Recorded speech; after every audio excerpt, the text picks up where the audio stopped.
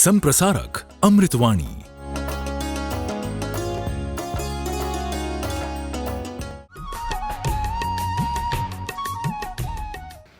आर्हत वाङ्मय में कहा गया है, एकत्वमुहे,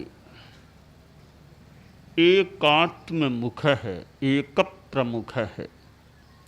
दुनिया में दो राशियां बताई गई हैं। 25 बोल का 21वां बोल याद रखने वाले स्मृति कर सकते हैं कि दो राशियां होती हैं, जीव राशि और अजीव राशि। यानी दुनिया में दो ही चीजें हैं। जो कुछ है वह या तो जीव है और या अजीव है, और दोनों का इतना मिला जुला संबंध है संसारी अवस्था में तो कि जीव है तो साथ में अजीव भी है। अजीव के साथ जीव उस रूप में हो न हो, पर संसारी प्राणी है तो उसके साथ शरीर के रूप में अजीव भी होता है।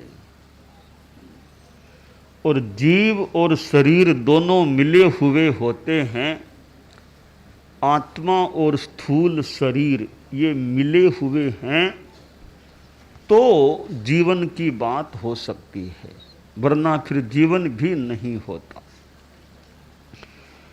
तो शरीर और आत्मा, आत्मा और शरीर, इनमें जीव आत्मा यह प्रमुख तत्व है, मूल तत्व है। शरीर तो साथ में जुड़ा हुआ है, वह मूल नहीं। जीवन का मूल तत्व एक आत्मा है जो आगे भी रहती है। तो शरीर सहायक तत्व है, कुछ अंशों में गौण तत्व है, और आत्मा मूल तत्व है। हमारा ध्यान आत्मा पर कितना है और शरीर पर कितना है। आत्मा अकेली, यानी जीव अकेला आता है और अकेला ही जाता है। एक उत्पद्यते तनुमानेक एव विपद्यते, एक एव ही कर्म चिनुते सईक कह फल मश्नुते। उपाध्याय विनय विजय जी का ग्रंथ शांत सुधारस, उसमें चौथी भावना में जो कहा गया है कि एक ही अकेली ही, या जीव अकेला ही उत्पन्न होता है, जन्म लेता है, और अकेला ही मृत्यु को प्राप्त हो जाता है। अकेला ही कर्म का संचय करता है और अकेला ही कर्म का फल भोगता है।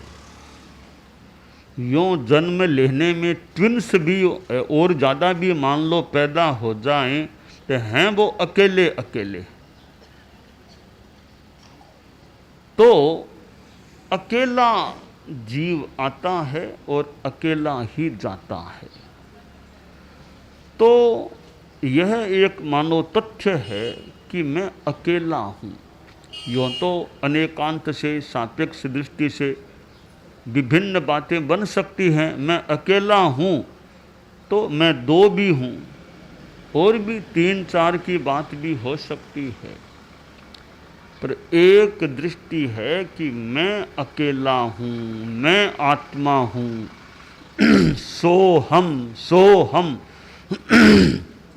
वह आत्मा मैं हूँ। सो हम वह मैं हूँ। बस वह मैं हूँ, मैं आत्मा हूँ। तो यह सो हम आयारो सूत्र में भी आ गया है, सो हम आश्रय। तो वह मैं हूँ, मैं वह आत्मा हूँ और अकेला हूँ। साथ में हैं परंतु निश्चय नय में जाकर विचार करूं तो भी मैं अकेला हूं, यह शरीर भी साथ नहीं चलने वाला है। तो यह अकेलेपन का अनुभव अध्यात्म के संदर्भ में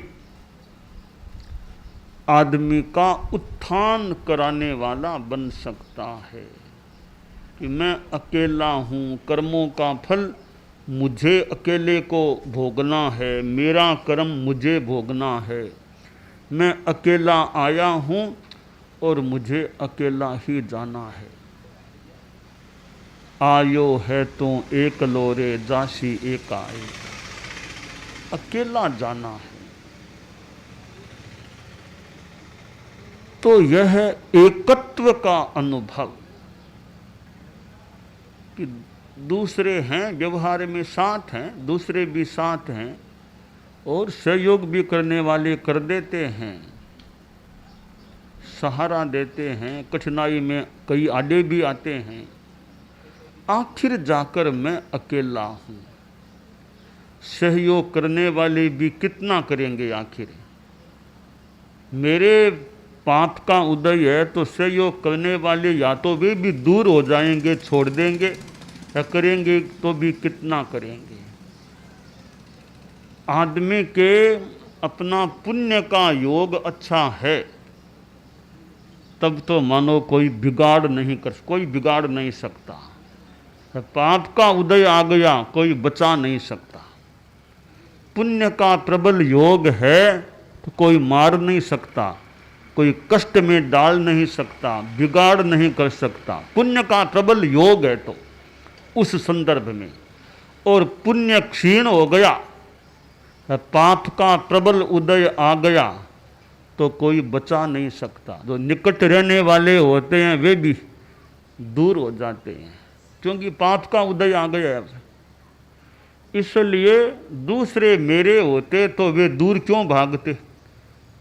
मेरे पाप का उदय आ गया, कोई मेरे आगे नहीं आ रहा है, इसलिए मैं अकेला हूँ। खुद के कर्म वे आड़े आते हैं। संस्कृत में कहा गया है, रक्षन्ति पुण्यानि पुराकृतानि,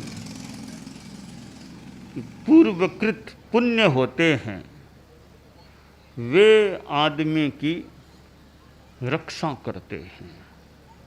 पर्वत पर चढ़ जाओ, समुद्र के पास चले जाओ, जंगल में चले जाओ, पुण्य साथ में हैं, वे रक्षा करते रहते हैं। पाप का योग हो तो फिर रक्षा की बात नहीं, फिर तो कठिनाई भोगने की बात हो सकती है। तो वैराग्य निष्पादन में यह एकत्व भावना एक भूमिका अदा कर सकती है कि मैं अकेला हूँ, फिर क्यों इस मोह माया में मैं पड़ा हूँ।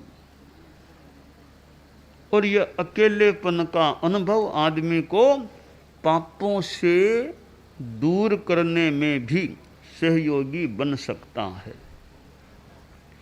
जब वह साधु जंगल में जा रहा था, एक साधु था, जंगल में यूं रास्ते में जा रहा था विहार करता हुआ, तो कोई वहाँ डाकू एक मिल गया जंगल में। देखा अरे कोई साधु महात्मा है, तो उसने साधु को भी पकड़ लिया। साधु का भी क्या बात है, मुझे क्यों पकड़ा है, मेरा हाथ क्यों पकड़ा है? कैसा मैं डाकू हूँ, जो तुम्हारे पास है वो मेरे पास रख दो, छोड़ दो, मैं डाकू हूँ। साधु ने कहा रे मेरे पास तुम क्या लेना चाहते हो, मेरे पास क्या है?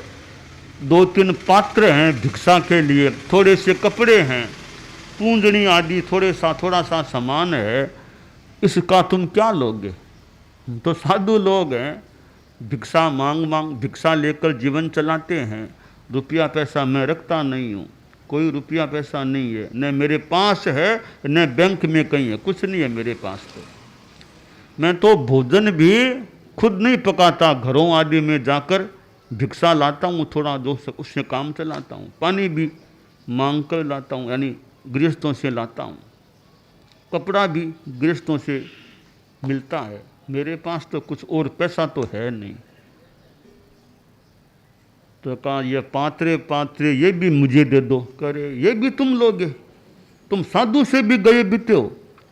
हम तो थोड़ा बहुत पात्रा थोड़ा गोचरी भिक्षा के लिए रखते, थोड़े बहुत कपड़े ओढ़ने के और के, ये भी तुम ले लोगे क्या? कि साथ जो है वो दे दो मुझे। न साधु ने कहा जो है वो दे दूं तो मेरे पास साधुपना तुम वो ले लो। तो साधु ने कहा खैर साधुपना मान लो, अगर नहीं ले सकते तो यह बताओ तुम ये डाका डालना ये काम क्यों करते हो? कैसा जीविका चलाना, बड़ा परिवार है, 15-20 बहुत परिवार में लोग हैं, सबको पालना पोसना तो पैसा तो चाहिए ना। तो मैंने तो यही धंधा ले रखा है, डाका डालना, चोरी करना, लूटपाट करना, इसी से हमारा पूरा गिरोह है कई डाकुओं का, इससे जैसे तैसे काम चलाते हैं। मैं डाकुओं के गिरोह में मुखिया मैं हूँ, सरदार हूँ, मुखिया हूँ।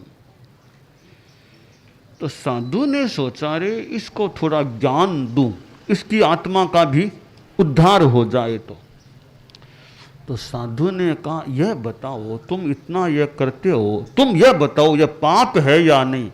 पाप तो है, गलत काम तो है ही, बुरा काम है, डाका डालना चोरियां करना पाप है। तो क्या पाप का फल नहीं भोगना पड़ेगा? ये तो हम सुनते आए हैं साधु संतों से और से भी के कर्म का फल तो भोगना पड़ता है। तो ये तुम सारा काम तुमने कहा कि परिवार में इतने लोग हैं, पालना पोसना परिवार के लिए करना पड़ता है।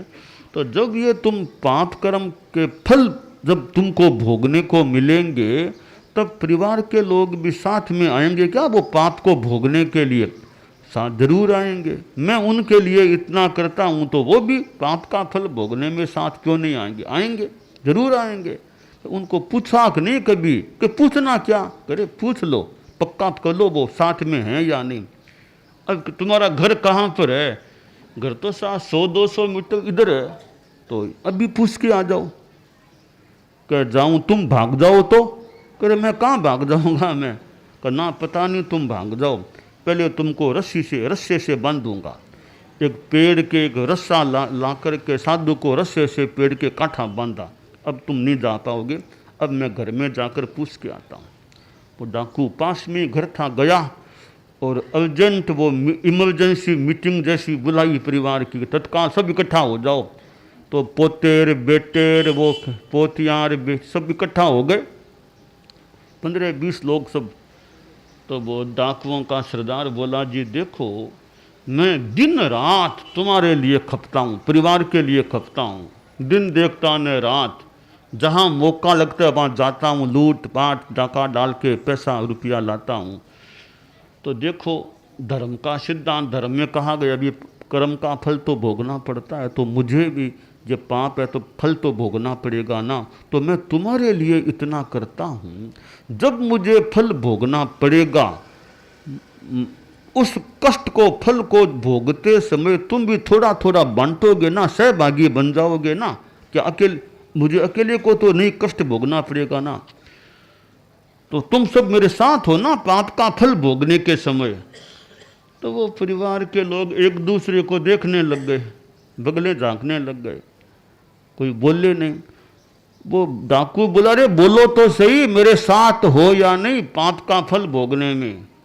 तब तो वो डाकू का बड़ा बेटा था वो खड़ा हुआ कि पिताजी मैं सबकी ओर से बोलता हूँ, इन सब की ओर से बोलता हूँ, हम कोई साथ नहीं है आपके। पाप का फल भोगने में कोई साथ नहीं होगी, कष्ट पाने में कोई साथ नहीं है। हम तो खाने में साथ हैं, मार खाने में, फल भोगने में साथ नहीं है, पाप नहीं भोगेंगे हम, आप देख लो। डाकू ने सोचा अरे मेरी तो आंखें खुल गई, आज कोई साथ नहीं है मेरे। वापिस गया साधु के पास, साधु को खोला, बोला बाप जी जाके आ गया मीटिंग कर ली, क्या निष्कर्ष मीटिंग का? बाप जी कोई साथ नहीं है मेरे, तो सबसे मैंने सोचा सब मेरे साथ हैं, आज मेरी आंखें खुल गई। मैं तो भ्रम में था, सोचता था पूरा परिवार मेरे साथ है, कुछ भी होगा तो सब साथ है, पाप का फल भोगने में सब साथ रहेंगे, सब बांट लेंगे। सबने नकार दिया कि कोई कोई साथ है ऐसा कोई नहीं बोलता है, उल्टा ये कहा भी कोई, हम तो कोई, वो बड़ा बेटा बोला कोई साथ नहीं है। तब संत ने कहा रे कोई साथ नहीं है फिर क्यों इतना पाप करते? बाप जी अब तो मैं समझ गया, अब तो ऐसा पाप नहीं करूँगा। अब आपकी सौगन, इसी क्षण के बाद आप साधु लोग हो, मुझे त्याग करा दो। जिंदगी में कभी भी यह डाका डालना, चोरी करना, लूटपाट करना, हत्या करना, ऐसा काम करने का मुझे सौगन कराओ, त्याग करा दो। तो साधु ने त्याग करा दिया कि बाप जी मेरा जीवन आपने सुधार दिया, जीवन सुधार दिया मेरा, आपने आत्मा को सुधार दिया। आंखें खुल गई मेरी, तो ज्ञान हो गया कि कोई, मैं अकेला हूँ, कोई मेरे साथ नहीं है। तो फिर ये दूसरों के लिए इतना धंधा पाप का करना क्यों करूं? तो एक साधु की संगत हुई तो यह पता चला कि तुम अकेले हो, पाप का फल जब भोगना पड़ेगा, तुम अकेले हो, फिर क्यों पाप कर्म का बंद करो। एक डाकू भी एक साधु की संगति से अच्छा इंसान बन गया। तो पापी भी धर्मी बन सकता है। कई बार साधुओं का ऐसा संदेश उपदेश मिलता है। इसलिए ये सत्संगत है, साधुओं की संगति भी अच्छी है, साधु के पास रहना भी अच्छा है। सत्संगत से सुख मिलता है, सत्संगत से